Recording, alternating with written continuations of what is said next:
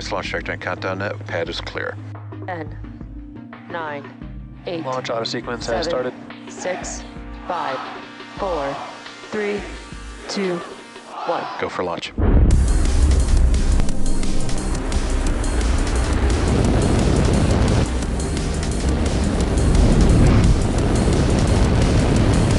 Vehicle is supersonic.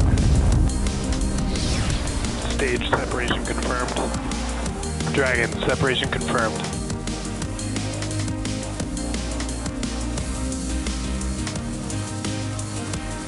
Stage 1 is transonic. Landing legs have deployed. And Falcon 9 has landed. Happy Friday, everyone, and welcome to our 49th Starlink mission. I'm Andy Tran, and I'll be your host for today's mission. On screen is a live view of Falcon 9 ready to take our 53 Starlink satellites into space today. We've got quite an exciting weekend ahead of us with 3 planned launches. Starlink is set to lift off about 8 minutes from now at 12:09 p.m. Eastern Time at Launch Complex 39A at Kennedy Space Center in Florida. And starting tomorrow, we have 2 launches planned within about 14 hours of each other. First up, we'll have the Star 1 launch targeted for liftoff at 7:20 a.m. Pacific Time from Space Launch Complex 4E at Vandenberg Space Force Base. Then we'll have the Globalstar FM-15 launch targeted for liftoff on Sunday at 12:30 a.m. Eastern Time from Launch Complex 40 at Cape Canaveral Space Force Station. For today's Starlink launch, we'll be ending live coverage just after the first stage landing and second engine cutoff. We'll confirm deployment of our Starlink satellites via SpaceX's social channels, but we'll also leave the mission audio live on our YouTube channel if you'd like to follow along through payload deploy. If for some reason we don't launch today, we do have a backup opportunity tomorrow at 11:47 a.m. Eastern Time. And as if 3 back-to-back-to-back launches wasn't exciting enough, this month also happens to be Pride Month. The Out and Allied employee group at SpaceX joined fellow Angelinos to celebrate LA Pride Festival and Parade. LA Pride is an annual celebration in Los Angeles, California, and is known to be one of the largest Pride events in the world. So if you haven't already, we hope you take some time this month to send some extra love to our LGBTQ+ community. For now, let's take a closer look at our Falcon 9 vehicle and mission at hand. Starlink is a constellation of satellites that can provide high-speed, low-latency internet all over the globe, particularly in remote areas where connectivity is limited or completely unavailable. Today, we'll be taking an additional 53 satellites in space in order to grow our constellation and expand our coverage. Those satellites are housed at the top of the rocket in the fairing. The job of the fairing is to protect the Starlink satellites until we reach the vacuum of space. Once in space, we'll separate the fairing halves and attempt to retrieve them once they return to Earth. Below the fairing, we have the second stage. It's the shorter white stage above the black interstage that houses our Merlin vacuum engine. After the first and second stages separate about 2.5 minutes into flight, the second stage will ignite its single Merlin vacuum engine and carry the payload to its desired orbit. And below that, we have the largest part of our Falcon 9, which is the first stage, also referred to as the booster. Today's launch will mark the first 13th launch of a Falcon 9 booster. The booster on screen has supported missions such as the Transporter 2 mission, Turksat 5A, the GPS 3-3, and 9 previous Starlink missions. And on screen right now is a view of our drone ship, a shortfall of Gravitas, which is using its thrusters to maintain position in the Atlantic Ocean. After liftoff and following separation from the second stage, we'll be attempting to recover our first stage for a record-breaking 13th time. We started the day with about 10% probability of weather violation for liftoff, but so far we are looking green. With that, the rocket, weather, and range are all looking good for an on-time liftoff at 12:09 p.m. Eastern Time. Strongback retract in progress. Over the next minute or so, we're going to see some movement on screen. We should see the clamp arms that are underneath the fairing halves begin to open up, and the structure that is to the left of the Falcon 9 vehicle that you see on screen, the Strongback, that will begin to recline away to its pre-launch position about 2 degrees from the Falcon 9 vehicle. So you can see on screen, right below the fairing halves, those clamp arms are indeed opening up. shortly we should see the Strongback begin to recline away from the Falcon 9. The Strongback is part of the transporter erector, also referred to as the TE. The transporter erector's job is to roll the rocket out to the pad and raise it to the vertical launch position that you see on screen. You can see that the Strongback is retracting away from Falcon 9.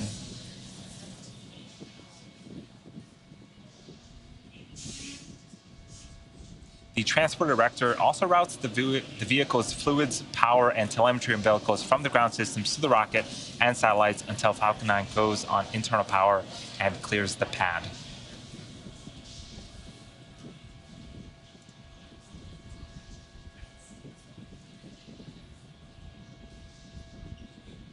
Stage 1 lock flow complete. So the Strongback is pretty much set right now in its pre-launch position.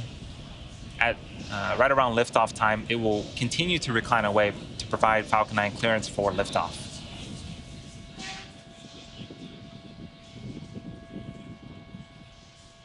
So this is a great view of historic pad 39A. This is where we launch all of our crew missions from, and this is where we sent people to the moon from. So with T-minus 2 minutes and 25 seconds and counting, things are continuing to look good for today's Starlink mission.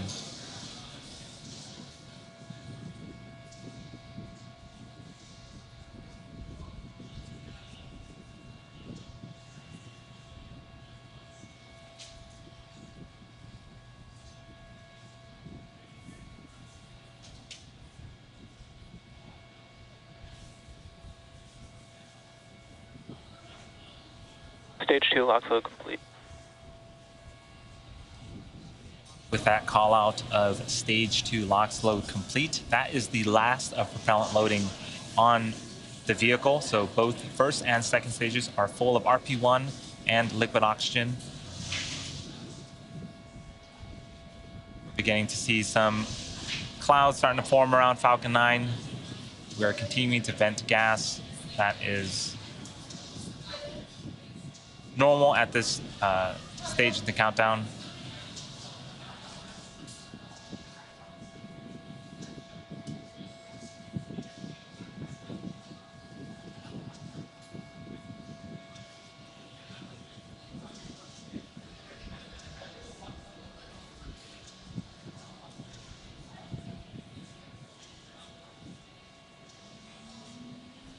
Falcon 9 is in startup. Those stages are now pressurizing for liftoff.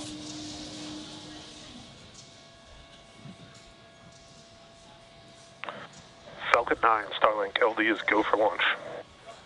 The launch director has given the final go for launch. All systems are ready. Let's watch as Falcon 9 takes our 53 Starlink satellites into orbit. T-minus 30 seconds.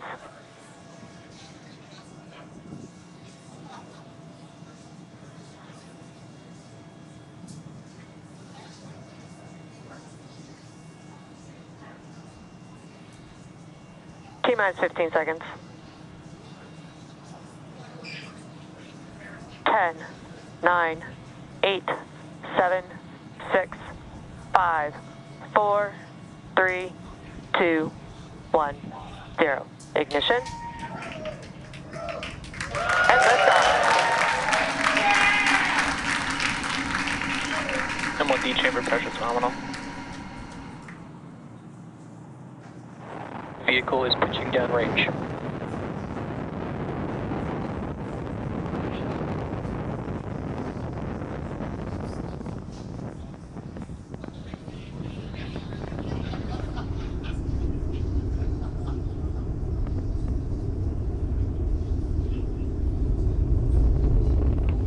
We are T plus 37 seconds into the mission. Falcon 9 has successfully lifted off from Launch Complex 39A, carrying our 53 Starlink satellites into space. Power and telemetry nominal. Moments ago, we began to throttle down the engines on the first stage in preparation for an event known as Max Q.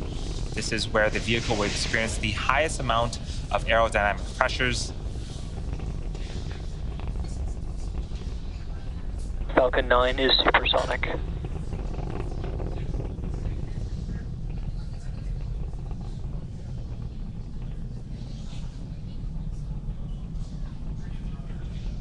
Max Q. Awesome. Now that max Q is behind us, we are throttling the engines back up to full power. Coming up are a series of events happening in quick succession. First is MECO, also known as main engine cutoff. This is where all 9 Merlin engines on the first stage will shut off to slow the vehicle down in preparation for the next milestone, which is stage separation. During this event, both the first and second stages will separate from one another. The first stage will make its way back to our drone ship, and the second stage will continue its journey with second engine startup, or SES-1. During this event, the single Merlin vacuum engine on the second stage will light up and propel the second stage along with the Starlink satellites into orbit. And then shortly after SES-1, we'll have the fairing halves deploy and expose our Starlink satellites to the vacuum of space.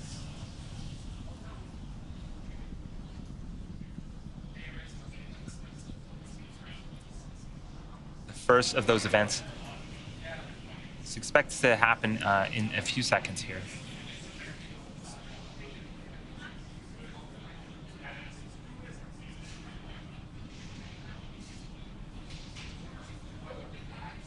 MECO. Stage separation confirmed.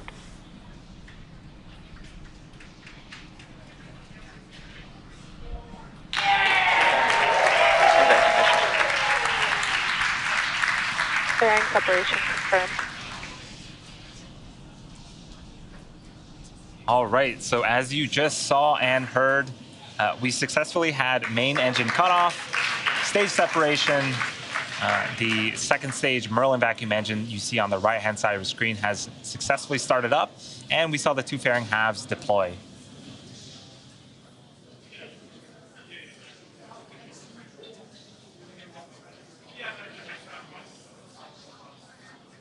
While the second stage is doing its job, the first stage is coming back home to Earth. That is what you see on the left-hand side of the screen.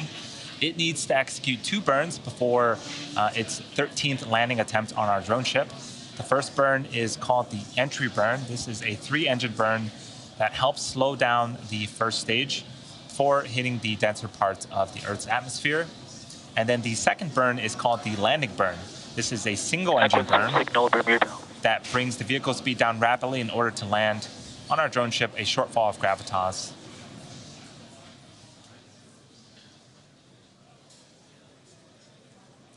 To aid in recovery, we have a couple of tools that the first stage uses.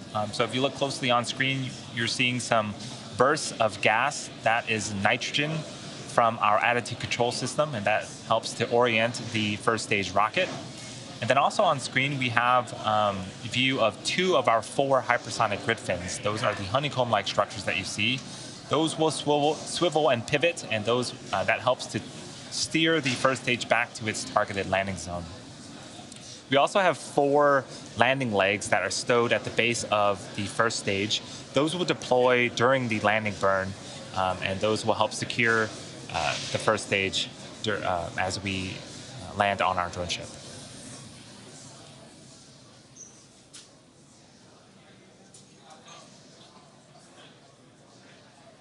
We still have about 2 minutes left before the first stage entry burn. Again, the first of 2 burns for the first stage. For now, we are just enjoying some great views of both the first stage returning back to Earth and the second stage making its way to space, makes its way vehicles into orbit. are following nominal trajectories.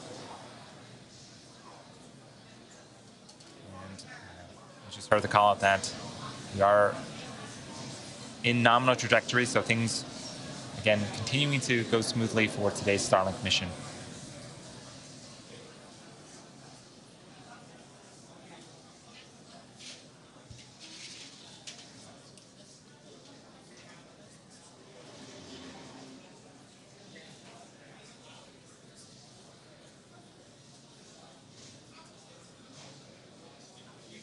For those that are just joining us, we are in the middle of our 49th Starlink mission.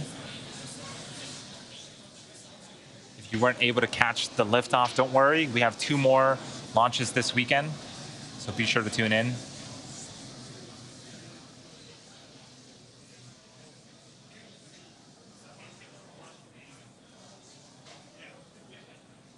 About 30 seconds away from the first stage entry burn. We talked a little bit about the engines on our vehicle.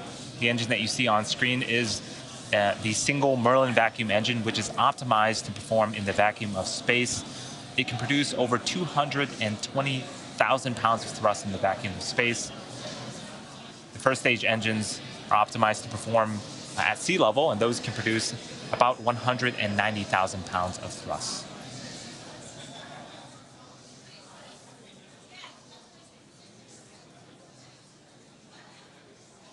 Stage 1 FDS has saved. Stage 1 entry burn startup. So on screen we have started the entry burn. This burn is expected to last for about 20 seconds.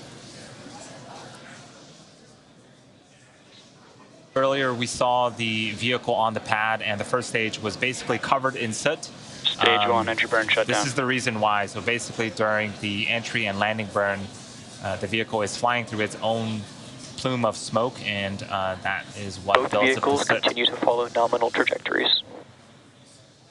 So landing burn for the first stage is coming up in about a minute, and shortly after the landing burn ends, we're going to be listening for a call out that's related to the second stage, known as SECO. That stands for Second Engine Cutoff, and we'll be shutting off the Merlin vacuum engine that you see on screen, and we'll be waiting for another call out related to the second stage of a good orbital insertion.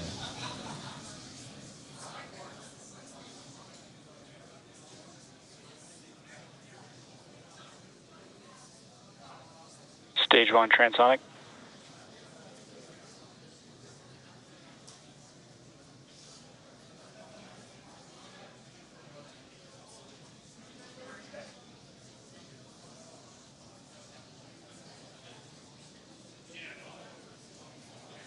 Stage 2 is in terminal guidance.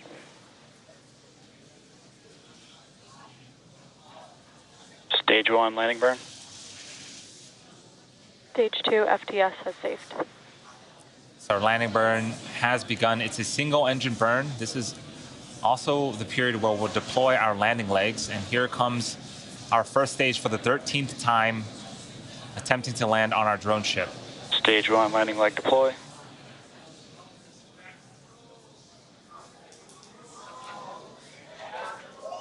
Stage 1 landing confirmed. And X marks the spot for the 13th time.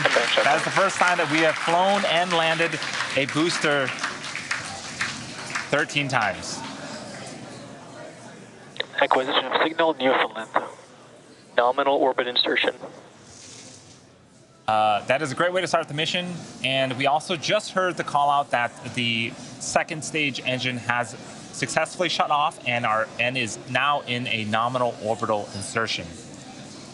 With confirmation of both of those, we will confirm deployment of our Starlink satellites via SpaceX's social channels, but we'll also leave the mission audio live on our YouTube channel if you'd like to follow along through payload deploy. Thank you to the Federal Aviation Administration and our current Starlink customers, and of course to all of our viewers. As mentioned earlier, for those of you interested in even more space content, we're not done launching rockets just yet. Stay tuned for the SARA-1 mission scheduled to launch from Vandenberg Space Force Base at 7:20 a.m. Pacific time tomorrow. Launch coverage will begin about 10 minutes before launch, less than 24 hours from now. Thanks, and we'll see you all very soon.